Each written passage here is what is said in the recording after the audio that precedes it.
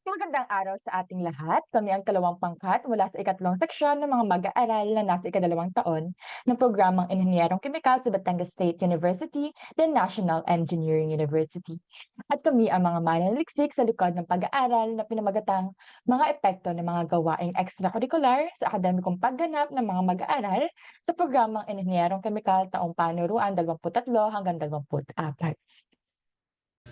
Mula sa ikalawang pangkat, nais ko munang ipakilala ang aking sarili.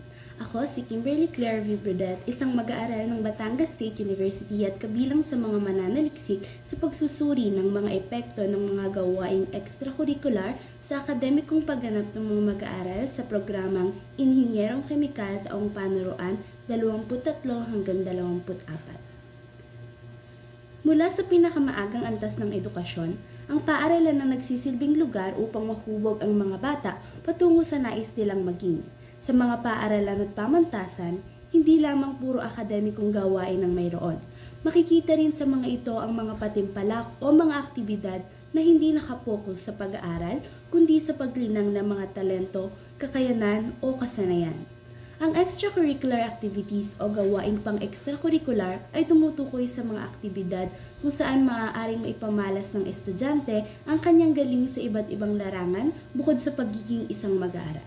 Ayon kay Nord Anglia, ang mga extracurricular activities ay sumasaklaw sa mga gawain tulad ng sports, pagsusulat, pamamahala ng organisasyon at mga may kinalaman sa sining. Ayon din sa isang pag-aaral na ginawa sa Universidad ng Santo Tomas noong Marso taong 2022, ang mga gawaing extracurricular ay nakatutulong sa pakikisama, pagiging desidido at akademikong abilidad. Ngunit maaari ring magdulot ng hindi magandang epekto sa ibang mag-aaral katulad ng mga gawaing sports na hindi umano pinagyayaman ang pakikisama at akademikong abilidad ayon sa pananaliksik. Sa kasalukuyang pananaliksik, nilalayo ng mga mag-aaral na matalakay kung ano ang mga epekto ng pakikilahok sa mga gawaing extracurricular sa mga mag-aaral ng Batangas State University, Bachelor of Science in Chemical Engineering o Inhinyeriyang Pangkemikal, mula 1 hanggang ika-4 na taon. Mapag-aaralan dito ang mga naidudulot ng paglahok sa mga ganitong gawain at susukatin ng mga datos katulad ng self-efficacy, pagiging aktibo sa klase, layunin sa pag-aaral, akademikong kasanayan at sa kanilang grado. Iko-konsidera rin ng mga mananaliksik ang mga katangiang demograpiko ng mga mag-aaral at ang epekto nito sa kanilang paglahok sa parehong gawaing extracurricular at pang-akademiko. Para sa layunin ng pag-aaral, nilalayo ng pananaliksik na ito na mabatid ang mga epekto ng mga extracurricular na aktibidad sa akademikong pagganap ng mga mag-aaral sa nabanggit na paaralan at programa. Upang mas gawing espesipiko, nais ng pananaliksik na, una, matuklasan ang mga uri ng gawaing extracurricular na karaniwang sinasalihan ng mga estudyante sa ilalim ng programang Inhinyerong Kemikal. At nais din ng pag-aaral na malaman kung paano nakakaapekto ang pakikilahok sa mga gawaing extracurricular sa pag-unlad ng akademikong kakayanan ng mga estudyante, kabilang kanilang mga marka, pangunawa sa mga konsepto, at iba pang aspeto ng kanilang pag-aaral. Nais ding matukoy kung mayroong mga koneksyon o kaugnayan sa pagitan ng aktibong pakikilahok sa mga gawaing extracurricular at ang pangkalahatang tagumpay ng mga estudyante sa kanilang mga akademikong gawain at pagsubok. At huli, magbigay ng mga rekomendasyon o paraan kung paano maisasakatuparan ang pagkakaroon ng balanse sa pagitan ng pagtutok sa gawaing extracurricular at mapagtibay ang akademikong pagganap ng mga estudyanteng nasa ilalim ng programang ito. Upang mailahad ang mga suliranin, hinahangad din ng mga mananaliksik na maipakita ang sagot sa mga katanungang nagmumula sa pag-aaral na ito. Una, nais ng mga mag-aaral na mailarawan ng demograpikong profile ng mga respondente na nakabase sa kanilang edad, kasarian, pangkalahatang marka, uri ng sinasalihang gawaing extracurricular at dalas ng pagsali sa mga ganito, na makukuha naman sa isang survey na inihanda ng mga mananaliksik. Nais ding masagot ang mga katanungang, una, paano nakaaapekto ang mga gawaing extracurricular sa akademikong pagganap ng mga mag-aaral sa programang Inhinyerong Kemikal? At ito ay susukatin sa mga kategoryang una, pang-akademikong self-efficacy. Ikalawa, pagiging aktibo sa klase. Ikatlo, paggamit sa mga layunin sa pag-aaral. Ika-4, paggamit ng mga pang-akademikong kasanayan. At ika-5, paggamit ng ninanais na marka. Ang ikalawang katanungan naman ay, mayroon bang makabuluhang pagkakaiba sa pagitan ng demographic profile ng mga respondente at sa hangganan ng epekto ng mga gawaing extracurricular sa kanilang akademikong pagganap? At ang ikatlo naman ay kung anong estratehiya ang maaaring gawin upang bigyang linaw at magbigay impormasyon sa mga mag-aaral tungkol sa epekto ng pagsali sa mga gawaing extracurricular sa kanilang akademikong pagganap. At iyon lamang para sa paglalahad ng mga suliran. Ako si Clarice Jan Baloy at itatalakay naman natin ang kahalagahan ng pag-aaral. Sino-sino nga ba ang makikinabang sa pananaliksik na ito? Una ay ang mag-aaral. Makatutulong ang pag-aaral na ito upang masuri ng mga mag-aaral kung may benepisyo nga ba ang gawaing extracurricular sa kanilang pag-aaral. Magbibigay itong kamalayan sa mga epekto ng mga extracurricular na gawain, mapapositibo man o negatibo. Sa ganoong paraan ay matimbang nila kung para sa kanila nga ba ang mga gawain ito o hindi. Pangalawa ay ang magulang.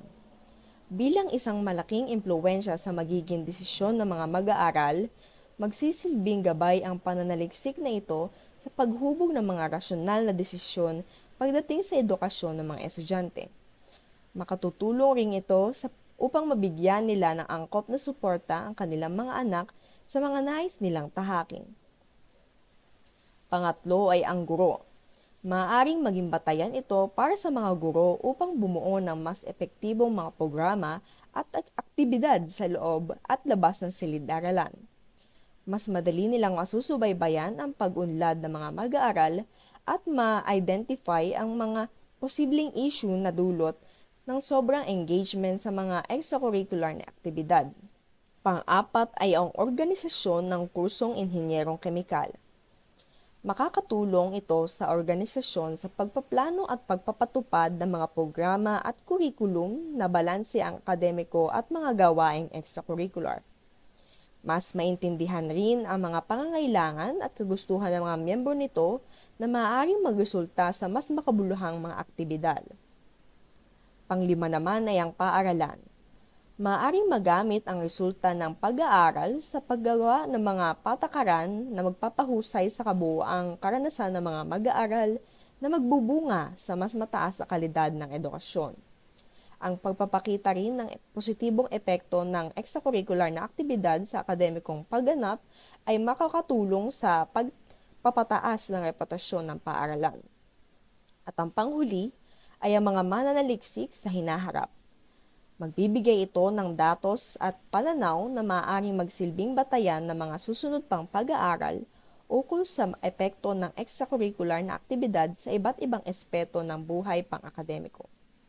Makakatulong ang papel na ito sa pagtukoy ng mga trends at patterns na maaaring mas malalim pang pag-aralan sa hinaharap, lalo na sa konteksto ng mga estudyanteng kumukuha ng inhinyerong kemikal. Susunod ay ang saklaw at limitasyon. Sinasaklaw ng pag-aaral na ito ang mga epekto ng mga gawaing extracurricular sa akademikong pagganap ng mga estudyanteng kumukuha ng inhinyerong kemikal sa Batangas State University. Inalarawan dito ang demographic profile ng mga respondente ayon sa edad, kasarian, pangkalahatang marka, uri ng extracurricular na aktibidad at dalas ng pagsali sa mga ito. Tinalakay rin kung paano nakaapekto ang mga aktibidad na ito sa akademikong self-efficiency, aktibidad sa klase, pagkamit ng mga layunin sa pag-aaral, akademikong kasanayan at inaasahang marka. Sinuri rin kung may makabuluhang pagkakaiba ang epekto ng mga gawaing extracurricular batay sa demographic profile ng mga estudyante. Sa mga natuklasan, maaaring magmungkahi ng mga estratehiya upang maliwanagan at maipaalam sa mga mag-aaral ang epekto ng extracurricular na aktibidad sa kanilang pag-aaral. Ang papel na ito ay limitado sa mga estudyanteng kumukuha ng inhinyerong kemikal sa Batangas State University at hindi kasama ang iba pang mga programa o universidad. Magandang araw sa ating lahat. Ako si Lexie Mojica upang maglahad ng ilan sa mga bahagi ng Kabanata 2. Una na dito ang kaugnay na literatura. Ang epekto ng extracurricular na aktibidad sa akademikong pagganap ay isang mahalagang paksa na nagdadala ng maraming benepisyo at ilang hamon sa mga mag-aaral. Narito ang mga pangunahing punto ng kaugnay na literatura. Sa positibong epekto, ayon sa pag-aaral ni Nguyen noong 2022, ang mga extracurricular na aktibidad ay nagdudulot ng maraming positibong epekto, hindi lamang sa mga akademikong resulta, kundi pati na rin sa mga soft skills na mahalaga na sa tunay na lipunan. Nakatutulong ang mga aktibidad na ito sa pagpapaunlad ng malinaw na pag-iisip at matibay na kalusugan na nagiging daan sa mas mataas na akademikong tagumpay at mas mahusay na paghahanda para sa hinaharap. Ang mga mag-aaral na lumalahok sa extracurricular na aktibidad ay nagkakaroon ng pagkakataong ma-develop ang mga soft skills tulad ng leadership, teamwork at communication. Ang mga kasanayan na ito ay mahalaga para sa kanilang personal at professional na buhay. Ayon din kay Alcalde et al., ang mga aktibong mag-aaral sa extracurricular na aktibidad ay mas taas na marka, mas maregular na pagdala sa klase at mas mataas na pagkakataong makapagtapos sa tamang panahon. Nakakakuha rin sila ng mas mataas na konsepto ng sarili at mas mahusay na pakikisalamuha sa iba. Sa kabila ng mga positibong epekto, may posibilidad na magdulot naman ng negatibong epekto ang mga extracurricular na aktibidad. Halimbawa, ang labis na schedule ay maaaring magresulta sa kakulangan ng oras para sa pagpahinga at pag-aaral na maaaring magpababa ng akademikong pagganap. Meron namang 4 na tungkulin ng gawaing extracurricular. Sa pagpapatibay sa pagkatuto, ginagamit ito upang pagyamanin ang kaalaman mula sa silid-aralan sa mas praktikal na paraan. Pagpupuno sa elektibong curriculum. Nagbibigay ng mga karanasan tulad ng sayo at pisikal na laro na hindi posible sa regular na setting ng klase. Pagbibigay ng kaparaanan upang isabuhay ang kaalaman. Nagtuturo sa mga mag-aaral na harapin ang totoong buhay na sitwasyon. Demokratisasyon. Nagbibigay ng karanasan sa administratibong gawain, pagtutulungan at kooperasyon na mahalaga sa isang demokratikong lipunan. Sa kabuuan, ang mga gawaing extracurricular ay nag-aalok ng maraming benepisyo sa mga mag-aaral sa pamamagitan ng pagpapalawak ng kanilang kaalaman, pag-develop ng soft skills, at pagbibigay ng mga praktikal na karanasan.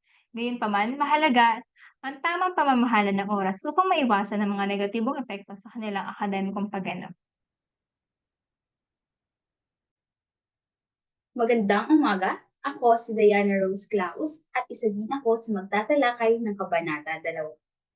Matapos na maibahagi ang ilang pag-aaral ng kapaloob sa kaugnay na literatura, ang aming pananaliksik ay sinusuportahan din ng mga kaugnay na pag-aaral, kung saan ito ang magbibigay ng mas mahusay na pag-unawa sa mga mambabasa patungkol sa aming pananaliksik. Makakatulong din ito sa pagbuo ng kaalaman tungkol sa mga epekto ng mga gawaing extracurricular sa akademikong pagganap ng mga estudyanteng nasa kolehiyo, kagaya na lamang ng inhinyero kandidato.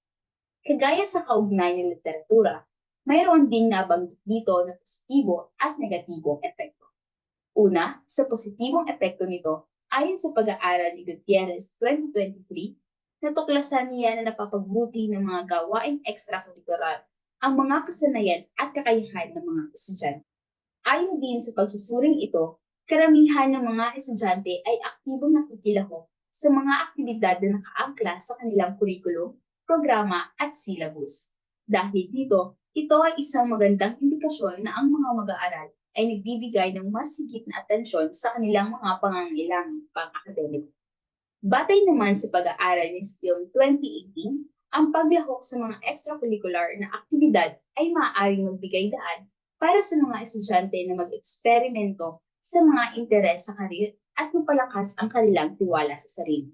Dahil, ang paglahok naman sa mga ganitong aktibidad ay hindi lamang nagbibigay ng mga bagong karanasan at kasanayan, kundi pati na rin naglalayong magturo at magtulak ito sa mga estudyante na labas sa kanilang mga limitasyon at palakasin ang kanilang tiwala sa sarili sa pamamagitan ng paglago at pag-unlad sa iba't ibang aspeto ng kanilang personalidad at kakayahan.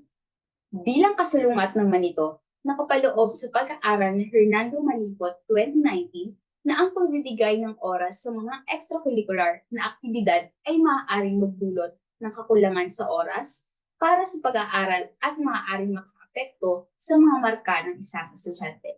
Sapagkat kapag ang maraming oras ay ginugol sa mga aktibidad sa labas ng klase, maaaring mabawasan ang oras na maaaring gamitin ng mga estudyante para pag-aaralan ang mga konsepto, gawin ang mga takdang aralin at magbigay pansin sa mga gawain sa paaralan. Bilang resulta nito, maaaring magdulot ito ng hindi kanais-nais na pagganap sa paaralan.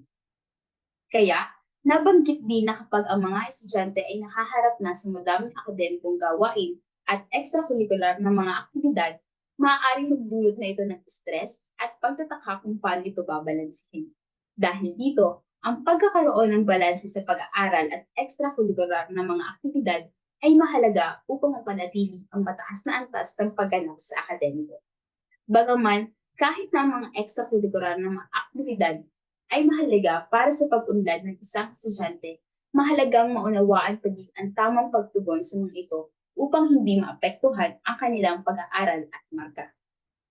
Iyan ang isa sa mga tibay ng aming pag-aaral. Ang kaugnayan ng literatura at pag-aaral ay nagpapaliwanag sa amin sa mga mananaliksik tungkol sa aming pag-aaral. Sa pamamagitan ng ilang makabuluhang ideya na isinama sa pag-aaral, magpapaunlad ito sa pag-iisip ng mga kabataan at makakabasa ng pag-aaral nito.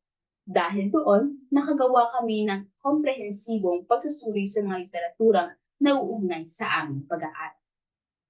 Batay doon, sa bahaging synthesis, aming napagtanto na ang mga extracurricular na mga aktibidad ay may positibo at negatibong epekto sa akademikong pagganap at personal na pag-unlad ng mga mag-aaral. Ayon sa mga pagsusuri, natuklasan namin na ang mga estudyante na aktibo sa ganitong mga gawain ay mas gasig at may mas mataas na antas ng engagement sa pag-aaral na nagre-resulta sa mas mataas na mga marka at responsibilidad sa pag-aaral. Gayunpaman, maaaring magdulot din ito ng labis na schedule at stress na maaaring makaapekto sa oras at focus ng mga mag-aaral sa kanilang pag-aaral. Sa kabuuan, bagaman may mga positibong epekto, mahalaga pa rin na tukuyin at balansihin ng mga mag-aaral ang kanilang mga prioridad. Ang tamang pagtutok sa extracurricular na aktibidad kasama ang tamang paggamit ng oras at pagpapahalaga sa kalusugan at pahinga ay mahalaga para sa kanilang pangmatagalang pag-unlad at tagumpay. Bilang karagdagan, aming suhestyon na ang mga susunod na pag-aaral ay maaaring tumuon sa mas masusing pagsusuri ng iba't ibang uri ng extracurricular na aktibidad at ang kanilang implikasyon sa mahabang panahon, pati na rin ang mga espesipikong kadahilanan at konteksto na maaaring maka-impluwensya sa mga ito. Sa ganitong paraan, maaaring mas mapalawak ang kaalaman tungkol sa mga epekto ng mga extracurricular na aktibidad at magkaroon ng mga suhestyon para sa mga pamamaraan ng pamamahala na magbibigay ng mas positibong karanasan para sa mga mag-aaral. Natapos na nating alamin ang iba't ibang kaugnay literatura at pag-aaral ng pananaliksik na ito. Ngayon, ang sunod naman naming tatalakayin ay ang batayang theoretical. Para sa unang batayang theoretical na social constructivist theory, ang pangunahing ideya ng teoryang ito ay binuo ni Lev Vygotsky noong 1978 ay nagpapakilala at nagpapakita na ang kaalaman at pag-unawa ng isang individual ay nabubuo sa pamamagitan ng interaksyon sa kapaligiran at ibang tao. Ang kaalaman ay hindi lamang pinapasa mula sa guro patungo sa mag-aaral, kundi aktibong binubuo ng mga mag-aaral batay sa kanilang karanasan at kultura. Ang teoryang ito ay nagbibigay diin sa kahalagahan ng sosyal na interaksyon sa pagbuo ng kaalaman. Ang mga diskusyon, grupong pagtutulungan at iba pang aktibidad sa lipunan ay nagbibigay ng pagkakataon para sa pagtuklas at pag-unlad ng kaalamang ito ay nagpapakita na ang edukasyon ay hindi lamang nagaganap sa loob ng silid-aralan kundi sa buong komunidad. Ang mga mag-aaral ay natututo sa pamamagitan ng aktibong pagkikilahok sa kanilang kapaligiran na nagreresulta sa mas malalim na pag-unawa at kasanayan. Ang pangalawa naman sa batayang theoretical na aming ginamit sa pananaliksik ay ang experiential learning theory. Ang teoryang ito ay iminungkahi ng psikologista na si David Kolb noong 1984 na kung saan ito ay tumutukoy sa proseso ng pag-aaral na kung saan ang mga karanasan ay rumeresulta sa dagdag kaalaman ng isang tao. Ayon sa kanya, ang aktibong paglahok sa iba't ibang larangan ng aktibidad na konektado sa edukasyon ang siyang mapapagkunan ng kaalaman. Sa simpleng salita, ito ay tinatawag ding learning by doing. Sa pamamagitan ng experiential learning, ang mga mag-aaral ay nasasangkot sa authentic learning experience na maaaring makabuo at makatuklas ng iba't iba at mga bagong abilidad at karunungan na hindi natuturo sa loob ng 4 na sulok ng silid-aralan. Sinasabi rin ang teoryang ito ang siyang makakatulong upang tumaas at madagdagan ang mga student engagement, learning effectiveness, at work and life skills ng mga estudyante. Dahil doon, ang pakikilahok sa iba't ibang extracurricular na aktibidad na handog ng paaralan ay ang siyang nagpapatunay na ang teoryang ito ay tama, bagkus ang mga kasanayan katulad na lamang ng pakikihalubilo sa iba't ibang klase ng estudyante, kasanayan sa pamumuno, pagtaas ng kumpiyansa sa sarili, public speaking, at iba pa ay hindi natuturo sa loob ng paaralan. Ang mga ito ay natutunan at napapamalas lamang sa pamamagitan ng aktibong pagsali sa iba't ibang aktibidad na kung saan maaaring makasa o madiskubre ng isang tao. Para naman sa theory of role balance, ang pangunahing ideya na ito ay binuo ni na Marx at McDermott noong 1996. Ito ay nagpapaliwanag na ang kakayahan ng isang individual na balansehin ang kanyang mga gampanin ay nakakaapekto sa kanilang mental na kalusugan, pag-iisip, ugali at mga aktibidad. Ang teorya ay nagsasabi na ang mga estudyante may kakayahang balansehin ang kanilang mga gampanin ay mas babang antas ng stress at depresyon. Ito rin ay kaugnay sa pagkakaroon ng mas mataas na pangkalahatang kagalingan, paniniwala sa sariling kakayahan at pagiging aktibo. Ang mga salik tulad ng role overload o sobrang gampanin, gaan ng gampanin, pagsasakatuparan ng gampanin, kabuuang kalusugan, at pagharap sa mga hamon ay ginagamit upang masukat at malaman ang koneksyon sa kakayahan ng isang individual na mag-organisa ng kanyang mga gampanin. Gumamit ang mga mananaliksik na modelong input, proseso, output para ipakita ang mga hakbang na kailangan gawin para maabot ang layunin ng pag-aaral. Ang input ay naglalaman ng mga paksang susuriin na kadalasang nagmumula sa mga tanong na naisagutin. Sa pananaliksik na ito, ang input ay ang mga impormasyon tungkol sa mga respondente at ang mga epekto ng mga gawaing extracurricular sa kanilang akademikong pagganap. Ang proseso naman ay kinabibilangan ng paggamit ng survey questionnaire, pagsusuri ng datos gamit ang estadistika at pag-aaral ng kaugnay na literatura. Sa pamamagitan ng mga ito, kinokolekta, inaayos, sinusuri at pinagtitibay ang mga impormasyon. Ang output ay naglalaman ng mga layunin na nais makamit sa pananaliksik. Ang mga mananaliksik ay naglalayong ipaliwanag ang pagkakaiba sa pagitan ng demograpikong impormasyon ng mga respondente at ang epekto ng mga gawaing extracurricular sa kanilang akademikong pagganap. Mula rito, makakabuo ng estratehiyang makakapagbigay ng impormasyon sa mga mag-aaral tungkol sa mga natuklasang datos. Para naman sa hypothesis, gumamit ang mga mananaliksik ng null hypothesis upang ipagpalagay na walang relasyon sa pagitan ng mga variable sa pag-aaral. Una, ang pagsali sa mga extracurricular na gawain ay walang epekto sa akademikong pagganap ng mga mag-aaral sa programang inhinyerong kemikal. Ikalawa, walang makabuluhang pagkakaiba sa pagitan ng demograpikong profile ng mga respondente at sa hangganan ng epekto ng mga gawaing extracurricular sa kanilang akademikong pagganap. At ikatlo, walang tiyak na kahalagahan ng pagsali sa mga extracurricular na mga gawain sa pag-aaral ng mga respondente. Pagdating naman sa bahaging ito, ang definisyon ng mga terminolohiya, mayroon tayong dalawang salita na napabilang dito. Ang una ay ang akademikong pagganap. Ayon sa internet, ito ay ang termino na nagsasaad ng tagumpay ng isang mag-aaral pagkatapos makumpleto ang isang kurso o paksa mula sa isang institusyon. Ayon naman sa aming pag-aaral, ang kahulugan ng katagang akademikong pagganap ay tumutukoy sa akademikong estado ng mga mag-aaral na uobserbahan ng mga mananaliksik. Sunod ay ang salitang extracurricular. Ito naman ay tumutukoy sa mga aktibidad na ginagawa ng mga mag-aaral na nasa labas ng larangan ng normal na kurikulum ng edukasyon sa paaralan o universidad.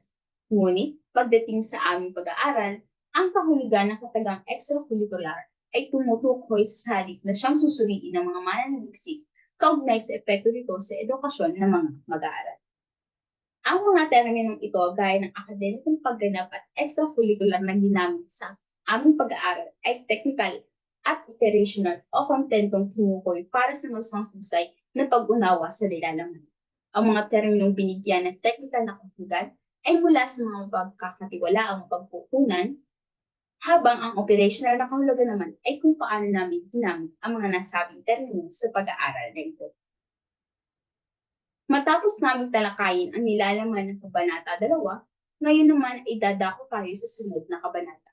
At ito ay ang Kabanata 3, ang disenyo at paraan ng pananaliksik. Isang mapagpalang araw sa ating lahat.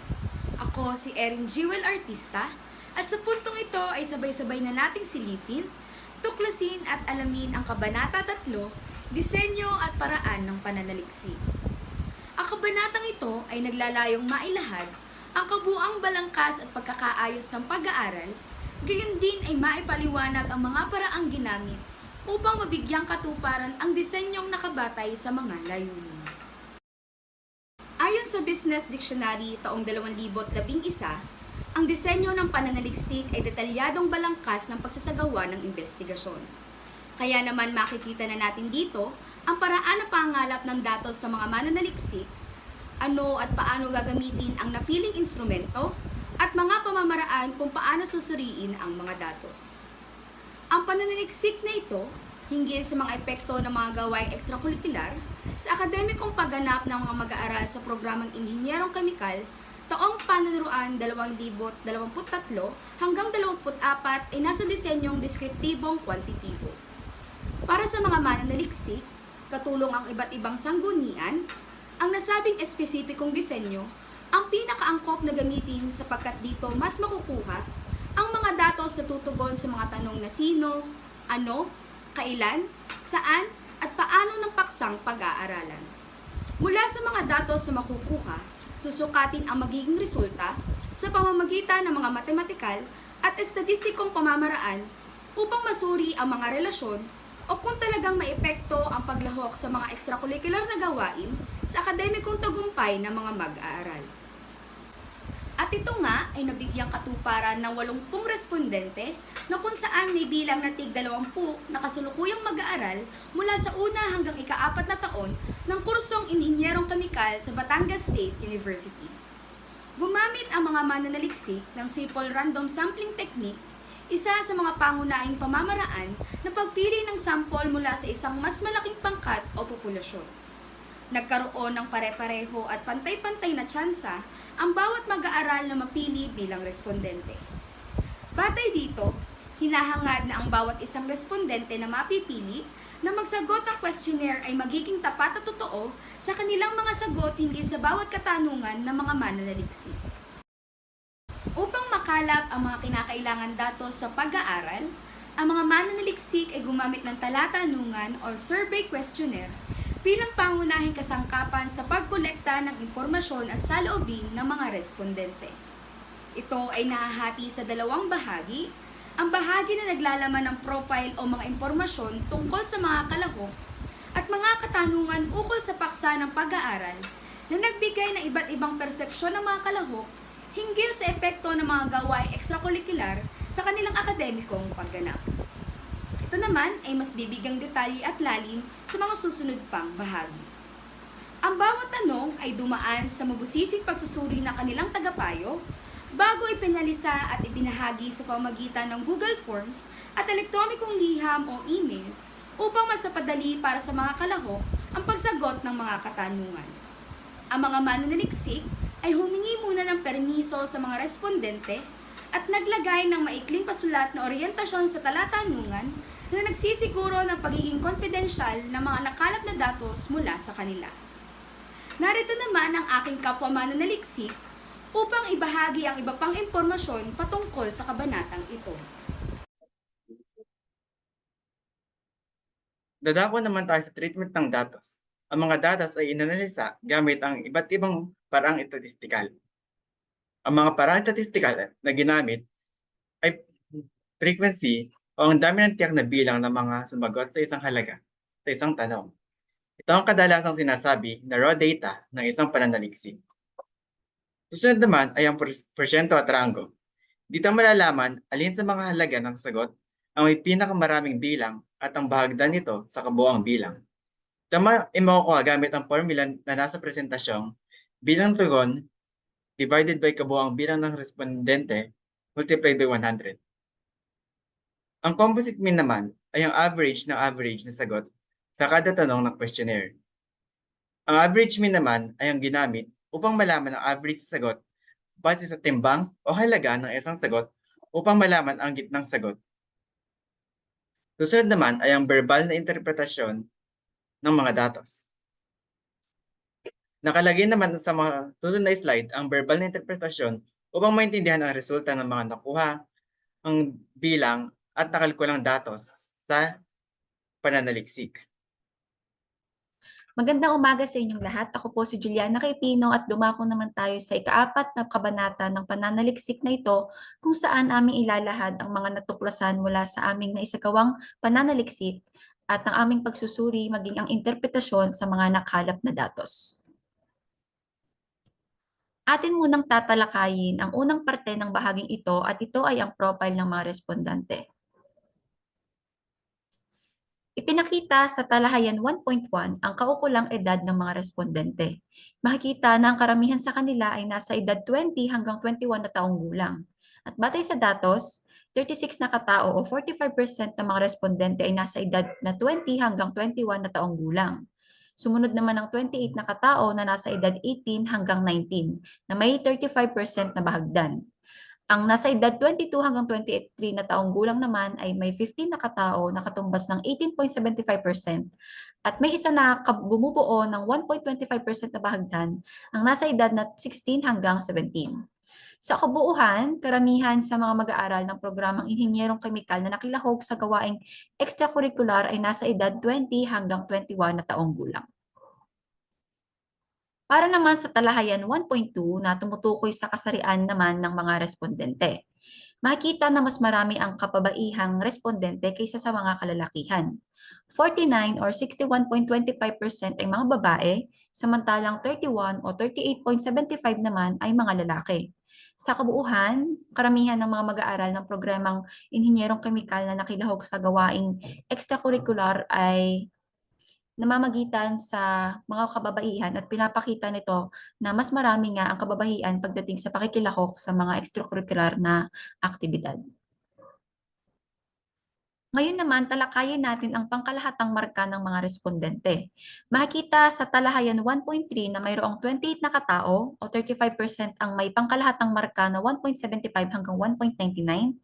17 o 25.25% naman ang may markang 1.5 hanggang 1.74. 13 or 16.25% naman ang may markang 2.25 hanggang 2.49. 11 o 13.75% naman ang may markang 2 hanggang 2.24. 6 or 77.5% naman ang may markang 1.25 hanggang 1.49. 4 or 5% naman ang may markang 2.5 hanggang 2.74 at 1 or 1.25% naman ang may markang 3.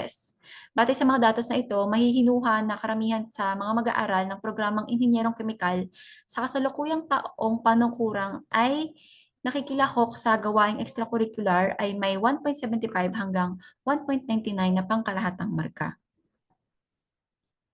Alamin naman natin ang uri ng mga sinasalihang gawaing extracurricular ng mga respondente sa Talahayan 1.4. Ang mga uri ng sinasalihang gawaing extracurricular ay maaaring higit sa isa. Lumalabas na 43.48% ng mga respondente ay sumasali sa mga akademikong aktibidad tulad ng quiz bee, debate, pagsusulat ng balita. Sumusunod dito ang mga aktibidad na sa pagpapaunlad ng abilidad at pagkatao gaya ng paglalaro ng basketball, pagsasayaw na may 29.56% sa kabuuan. Ang mga gawaing pangkomunidad naman tulad ng pagbibigay ng dugo at cleanup drives ay mayroong 26.96% na bahagdan. Ipinapakita lamang nito na ang pinaka nilalahukan ng mga mag-aaral ay ang mga akademikong aktibidad. Sa talahayan 1.5 naman, ipinapakita ang dalas ng pagsali ng mga respondente sa mga gawaing extracurricular. Batay sa datos, mayroong 47.50% ng mga respondente ay sumasali tuwing may mga gaganaping patimpalak o kaganapan. Samantala ay 22.5% naman ay sumasali lamang kapag bakasyon o kaya ay school break. Ang mga sumasali kada semestre at kada taon ay kapwa 15% at karamihan sa mga mag-aaral ng programang inhinyerong kemikal ay sumasali nga tuwing may gaganaping patimpalak or may kaganapan. Yan. Dumako naman tayo sa ikalawang bahagi ng kabanata na ito kung saan naman ay tatalakayin natin ang mga epekto ng mga gawaing extracurricular sa mga akademikong pagganap ng mga mag-aaral sa programang inhinyerong kemikal. Simulan natin ito sa talahayan ng pang-akademikong self-efficacy. Ito ay sa talahayan 2.1.1, makikita ang bilang ng mga tugon at porsyento sa unang pahayag. Sa kategoryang pang-akademikong self-efficacy, tinatalakay naman dito ang pansariling pakiramdam ng mga mag-aaral na nakikibahagi sa mga extracurricular na gawain. Sa unang katanungan, sinusukat kung nagiging produktibo ba ang mga mag-aaral sa paggawa ng kanilang mga takdang aralin dahil sa extracurricular na aktibidad. 52 or 65% ang sumasang-ayon, 15 naman or 18.75% ang lubos na sumasang-ayon, 13.75% naman ang hindi sumasang-ayon, at mayroong 2 or 2.5% naman ang lubos na hindi sumasang-ayon.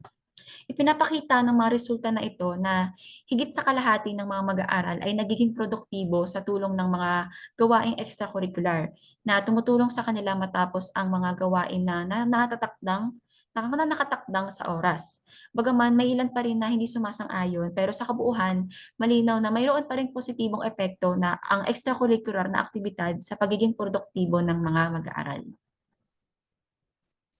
Dumako naman tayo dito sa susunod na talahanayan kung saan nakasaad naman ang mga tugon sa ikalawang katanungan na tumatalakay naman sa kumpiyansa sa sarili. Makikita rito na mayroon na 31 na katao na lubos na sumasang-ayon o ito ay katumbas ng 38.75% at 45 naman na sumasang-ayon na katumbas ay 56.25% na sa katanungan. So base rito ay mababatid na nakakatulong ang pagsali sa mga gawaing extracurricular upang madagdagan o magkaroon ng tiwala o kumpiyansa sa sarili ang mga mag-aaral lalo na sa mga aktibidad na ginagamitan ng kakayahan ng leadership or sa pagpapamalas ng kanilang mga angking talento. Mayroon namang 3 o mahigit 3.75% na hindi sumasang-ayon at meron namang 1 or 1.25% na lubos na hindi sumasang-ayon. Sa kabuuan nito ay nasa halos 70% ang mga katugunan ang maaring ibilang sa pagsang-ayon ng nakakatulong nga ang gawaing extracurricular sa pagbibigay nga ng kumpiyansa sa kanilang sarili. May babatid naman sa ikatlong katanungan ang epekto ng mga gawaing extracurricular pagdating naman sa paglinang ng pagiging responsable at pagkamalikhain ng mga mag-aaral. So base po sa aming datos na nalikom, mayroong 27.5% ang lubos na sumasang-ayon, 57 or 71.25% naman ang sumasang-ayon, at mayroong 1 or 1.25% naman ang hindi sumasang-ayon. Ipinapakita lamang ng datos na may positibong epekto sa akademikong gawain ang pagsali sa extracurricular na aktibidad na maaring mailapat sa kanilang mga akademikong gampanin niya. At bilang buod ng tatlong talahan na yan, kinuha ang weighted mean ng mga tugon sa bawat katanungan. Ang weighted mean para sa pagiging produktibo ay 3 o may katumbas na kahulugan na sumasang-ayon. 3.325 naman para sa kumpiyansa sa sarili or may katumbas na interpretasyon na lubos na sumasang-ayon. At 3.2625 naman para sa paghuhusay na akademikong gawain na may katumbas na interpretasyon na lubos na sumasang-ayon. Nangunguna dito ang kumpiyansa sa sarili, kasunod naman ang akademikong paghuhusay, at pangatlo naman ang pagiging produktibo. Ipinapakita lamang sa mga datos na ito na karamihan sa mga mag-aaral sa kursong inhinyerong kemikal ay nagkakaroon ng higit na tiwala sa sarili, nagiging responsable at nagiging produktibo dahil sa mga gawaing extracurricular. Sa kabuuhan ay nakakatulong ang mga gawain ito sa kanilang pang-akademikong self-efficacy at base sa naging datos ay masasabi natin na may positibo itong epekto. Ang mga gawaing extracurricular ay naglalaro ng mahalagang papel sa paghubog ng mga kasanayan ng mag-aaral. na nagdudulot ng positibong epekto sa kanilang pagiging aktibo sa klase. Magandang araw, ako si Michael Magway at sa mga sumusunod na talakayan, ilalahad ang bilang ng mga tugon, porsyento at ranggo ng mga tugon ng mga mag-aaral sa ilalim ng karagdagang kategorya. Para sa kategoryang pagiging aktibo sa klase, ang mga pahayag na mababanggit ay sumusukat sa iba't ibang aspekto ng kanilang karanasan sa klase tulad ng kakayahang magpahayag ng mga ideya, bilis ng pag-intindi sa mga paksang tinatalakay at motibasyon sa pagdalo sa klase. Ang pagsusuri sa mga tugon ng mga mag-aaral ay nagpapakita ng kanilang pagsang-ayon sa mga gawaing extracurricular ay malaki ang naitutulong sa kanilang pang-akademikong gawain. Ang unang pahayag ay naibabahagi ko ng maayos ang aking mga ideya sa klase. Gayun din ay pararating ko ang aking katanungan sa aking mga guro kung may nais akong linawin sa aming talakayan dahil napagbuti ng mga gawaing extracurricular ang aking mga kasayahan sa komunikasyon ang pakikipagtalastasan. Ang tugon ng mga mag-aaral ay makikita na ang karamihan ay sumasang-ayon sa nakakatulong ang mga gawang extracurricular sa kanilang kakayahang maipahayag ang mga ideya at magtanong sa klase. Ang pinakamataas na porsyento ay mula sa mga sumasang-ayon, 65% na sinundan ng lubos na sumasang-ayon. Sa ikalawang pahayag na nakakukuha at naintindihan ko ng mas mabilis ang mga paksang tinatalakay dahil natutunan ko mula sa mga extracurricular ang maging atentibo at tutok sa mga bagay-bagay. Ang datos ay nagpapakita na ang karamihan sa mga mag-aaral ay sumasang-ayon na may 70% na ang mga gawaing extracurricular ay nakatutulong upang mas mabilis nilang maintindihan ang mga paksang tinatalakay sa klase. Para naman sa pahayag na nahihikayat akong pumasok sa klase dahil nakaramdam ako ng satisfaction noong dumalo at nagkaroon ako ng ambag sa mga gawaing extracurricular. May hinuha na pinakamataas na porsyento ng mga mag-aaral ay sumasang-ayon na may 55% na sila ay nahihikayat pumasok sa klase dahil sa positibong karanasan mula sa mga gawaing extracurricular. Bilang pangkabuuan, batid sa talahan ng 2.4, ang mga gawaing extracurricular ay may positibong epekto sa pagiging aktibo ng mga mag-aaral sa klase. Ang composite nila at 5 sentimo ay nagpapakita ng pangkalatang verbal na interpretasyon na sang-ayon. Ang pinakamataas na weighted mean ay sa pahayag na nahihikayat akong pumasok sa klase na may mina 3 at 15 sentimo na nagpapahiwatig na ang malaking epekto ng satisfaction mula sa extracurricular na mga aktibidad sa kanilang pagdalo sa klase. Ang mga resulta ay nagpapakita na ang mga mag-aaral ay karaniwang sumasang-ayon na ang kanilang karanasan sa mga gawaing extracurricular ay nagpapabuti sa kanilang kakayahan sa komunikasyon, atensyon at motibasyon na nakaapekto ng positibo sa kanilang pang-akademikong buhay. Ang seksyon naman na ito ay naglalayong ipakita at suriin ang mga tugon ng mga mag-aaral hinggil sa epekto ng mga gawaing extracurricular sa kanilang paggamit ng mga layunin sa pag-aaral. Pinapakita ng bawat talahan na iyan ang bilang ng mga tugon, porsyento at verbal na interpretasyon ng mga mag-aaral sa bawat pahayag na nasa ilalim ng kategoryang pagkamit ng layunin sa pag-aaral. Sa pamamagitan ng pagsusuri sa mga datos na ito, malalaman kung paano nakaka-apekto ang pagsali sa mga gawaing extracurricular sa akademikong pagganap ng mga estudyante, lalo na sa mga nasa programang inhinyerong kemikal. Sa talahan niyan 2.3.1, makikita ang datos mula sa 80 respondente tungkol sa kanilang pananaw sa pahayag na ang pagsali sa mga gawaing extracurricular ay nakatutulong sa kanilang motibasyon na makamit ang layunin sa pag-aaral. Pinakamarami sa kanila ang sang-ayon na may porsyentong 55%, sinundan ng 35% na lubos na sumasang-ayon, 10% na hindi sumasang-ayon at walang lubos na hindi sumasang-ayon. Makikita naman sa tala na yan, 2.3.2, ang pananaw ng mga respondente tungkol sa pahayag na ang kanilang pagiging aktibo sa mga gawaing extracurricular ay nagiging hadlang sa kanilang pag-aaral. Pinakamarami sa kanila ang di sumasang-ayon na may porsyento 51 at 25%, sinundan ng 26 at 25% ng sang-ayon. Presenta naman sa talahanayan 2.3.3 ang pananaw ng 80 respondente tungkol sa pahayag na ang pagsali sa mga extracurricular ay nagbigay ng hamon na nakatutulong sa kanilang pag-abot ng mga layunin sa pag-aaral.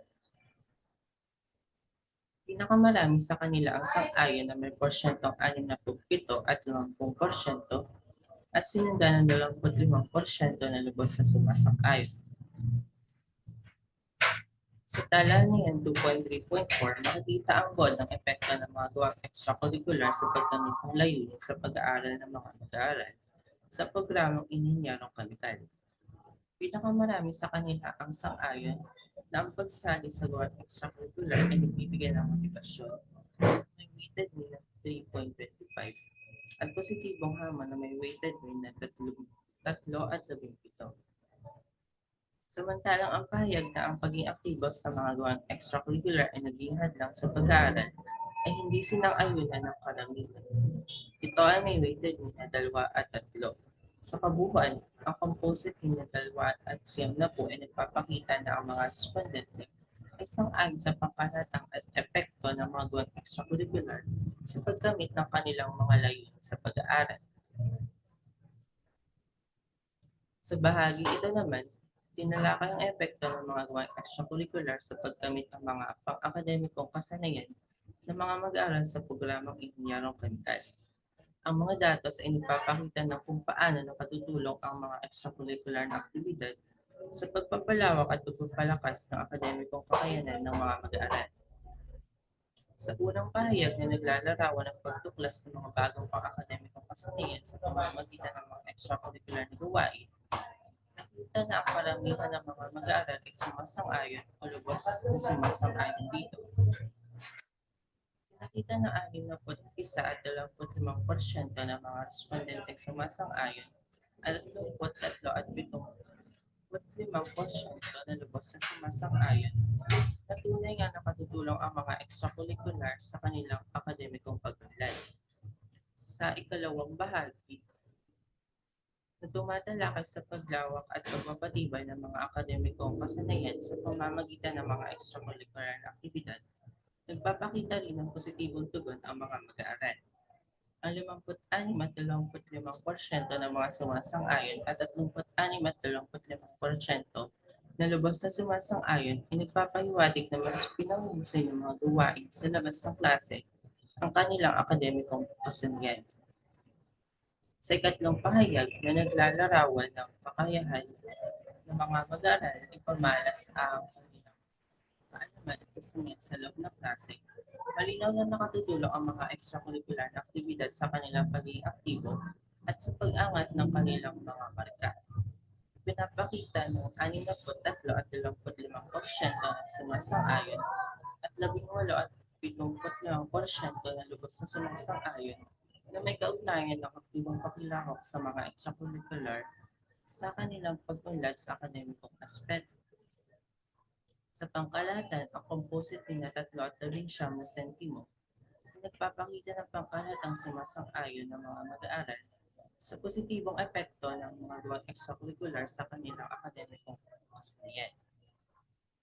Ang mga datos na ito ay nagbibigay diin sa kahalagahan ng mga extracurricular ng mga aktibidad sa pagpapalawak ng kaalaman at pagpapalakas ng mga kakayahan ng mga mag-aaral.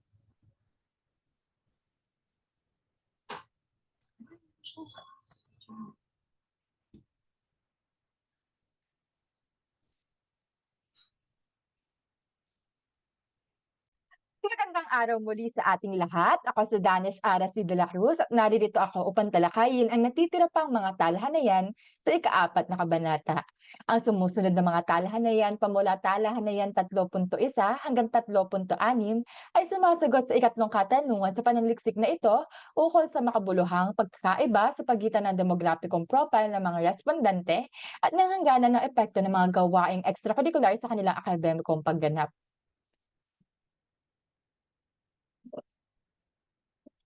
Sa 3.1 na talahanayan, inilalarawan nito ang makabuluhang pagkakaiba sa pagitan ng demographicong profile ng mga respondente at nanghangganan ng epekto ng mga gawaing extracurricular sa kanilang pang-akademikong self-efficacy.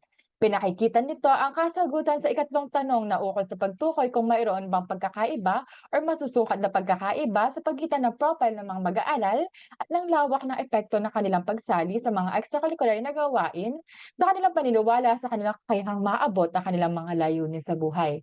Ang nakalkula na p-value ay nagpapakita ng kasarian at uri ng sinasalihang gawaing extracurricular ng mga estudyante ay mayroong makabuluhang pagkakaiba sa hangganan ng epekto ng mga extracurricular na gawain sa kanilang self-efficacy.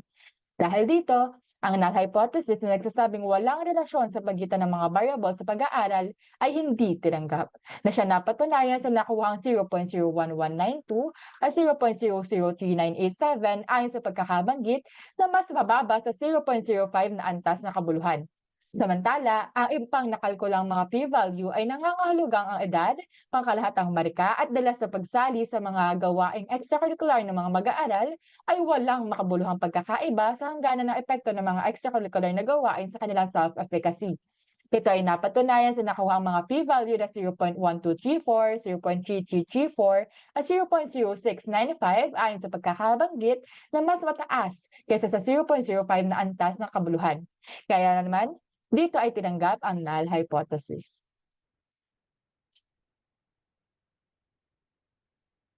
Ipinapakita naman ng talahanayan 3.2 ang makabuluhang pagkakaiba sa pagitan ng demographicong profile ng mga respondente at ng hangganan ng epekto ng mga gawaing extracurricular sa kanilang pagiging aktibo sa klase. Ilalarawan nito ang kasagutan sa ikatlong tanong na ukol sa pagtukoy kung mayroon bang masusukat na pagkakaiba sa pagitan ng profile ng mga mag-aaral at ng lawak ng epekto ng pagsali sa mga extracurricular na gawain sa kanilang hangganan na kanilang pakikilahok at interes sa loob ng silid-aralan. Mula sa nakalkula ng mga p-value, makikita na kasarian at uri ng sinasalihang gawaing extracurricular ng mga estudyante ay mayroong makabuluhang pagkakaiba sa hangganan na epekto ng mga extracurricular na gawain sa kanilang pagiging aktibo sa klase. Ito ay napatunayan sa nakuhang 0.01179 at 0.003927 ayon sa pagkakabanggit na mas mababa sa 0.05 na antas na kabuluhan. Bunga nito, ang null hypothesis ay hindi tinanggap. Sa kabilang banda, walang makabuluhang pagkakaiba sa hangganan na epekto ng mga extracurricular na gawain sa pagiging aktibo ng mga respondente sa klase ang kanilang edad, pangkalahatang marka at dalas sa pagsali sa mga gawaing extracurricular. Ito ay napatunayan sa nakuhang mga p-value na 0.1209, 0.3221 at 0.0678 ayon sa pagkakabanggit na mas mataas kaysa sa 0.05 na antas na kabuluhan. Bilang resulta, tinanggap dito ang null hypothesis.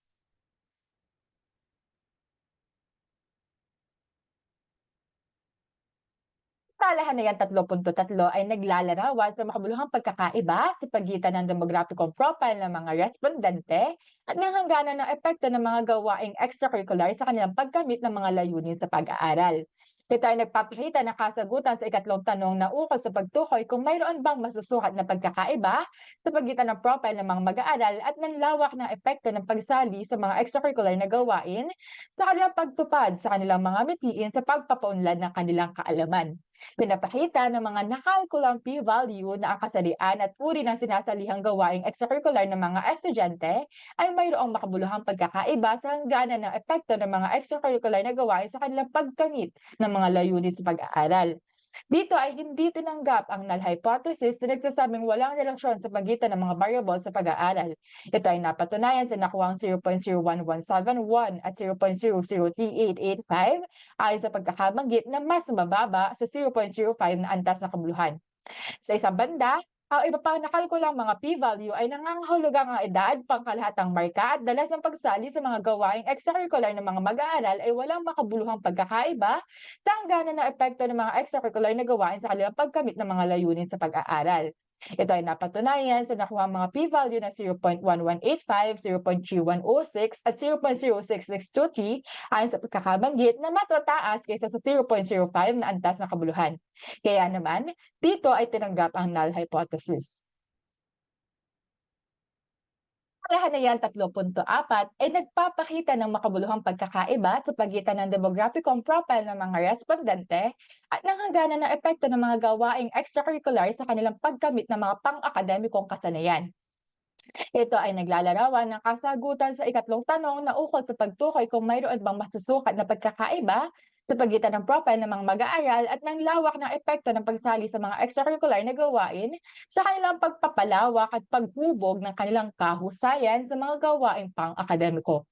Ang kasarian at uri ng sinasalihang gawaing extracurricular ng mga estudyante ay mayroong makabuluhang pagkakaiba sa hangganan ng epekto ng mga extracurricular na gawain sa kanilang pagkamit ng mga pang-akademikong kasanayan.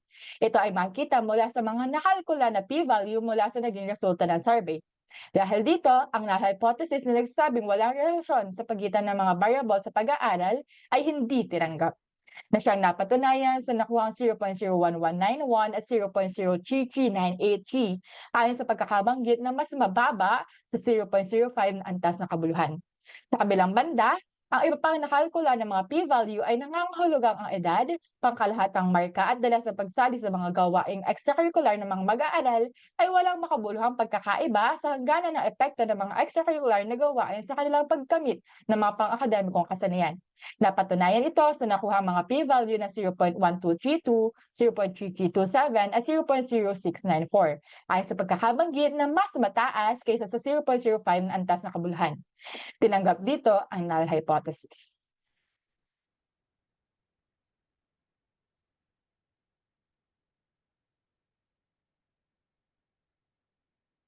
Makikita naman sa talahanayan 3.5 ang makabuluhang pagkakaiba sa pagitan ng demographicong profile ng mga respondente at ng hangganan na epekto ng mga gawaing extracurricular sa kanilang pagkamit ng ninanais na marka.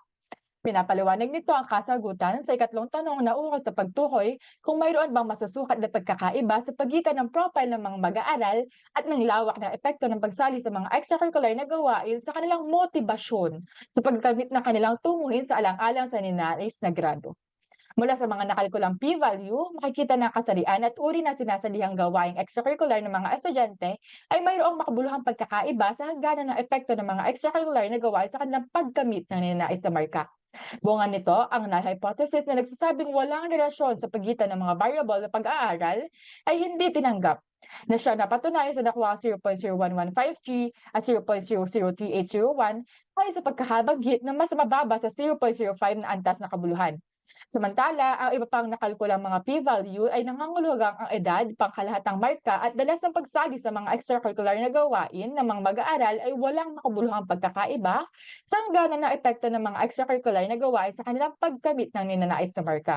Ito ay napatunayan sa nakuhang mga p-value na 0.115, 0.2949 at 0.06391 ayon sa pagkakabanggit na mas mataas kaysa sa 0.05 na antas na kabuluhan. Dahil dito, tinanggap ang null hypothesis sa mga nabanggit na variable.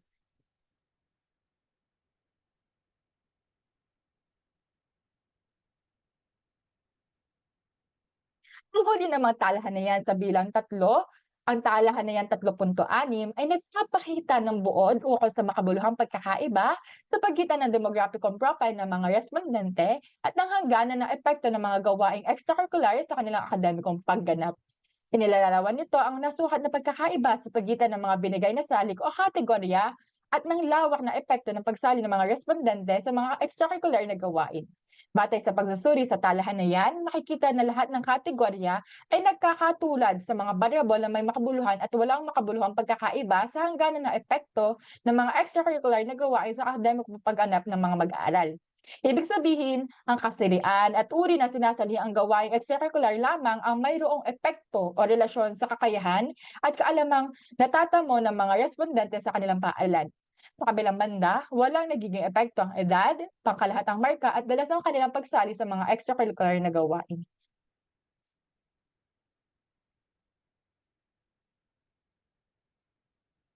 Pagdako naman sa ikaapat na bahagi, sinasagot nito ang ikaapat na katanungan ukol sa estratehiyang maaaring gawin upang mabigyang linaw at mabigyan ng impormasyon ang mga mag-aaral ukol sa epekto ng pagsali ng mga gawaing extracurricular sa kanilang akademikong pagganap.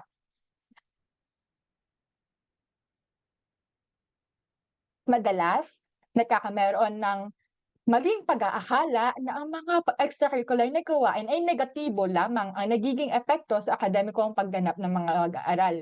Bunga nito, tinatalikuran ng mga estudyante ang pagpapaunlad at paghahasa ng kanilang mga kasanayan at talento. Batay sa mga naging resulta ng pag-aaral, ang pananaliksik na ito ay naglalayong magbigay o magmungkahi ng estratehiya na maaaring gawin upang mabigyang linaw at magbigay impormasyon sa mga mag-aaral ukol sa epekto ng pagsali sa mga gawaing extracurricular sa kanilang akademikong pagganap.